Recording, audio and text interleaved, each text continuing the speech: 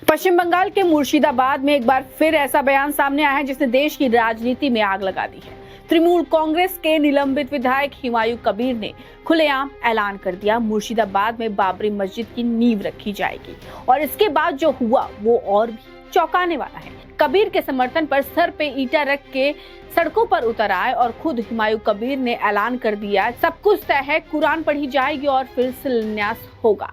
हुमायूं कबीर ने इससे भी बड़ा दावा ठोक दिया। उन्होंने कहा कि इस पूरे कार्यक्रम में जिला प्रशासन, मुर्शिदाबाद पुलिस और राज्य पुलिस का पूरा सहयोग मिल रहा है। यहाँ तक कि उन्होंने पुलिस को इसके लिए धन्यवाद तक दे दिया। अब सवाल उठ रहा है, क्या सच में प्रशासन की मंजूरी है या सिर्फ राजनीतिक दबाव का खेल है? जैसे ही यह बयान सामने आया, पश्चिम बंगाल की राजनीति में तूफान आ गया। बीजेपी ने इस मुद्दे पर ताबड़तोड़ हमला बोला। वरिष्ठ नेता दिलीप घोष ने हुमायूं कबीर पर सीधा आरोप लगाते हुए कहा कि यह सब मुस्लिम वोटों को भड़काने की कोशिश है।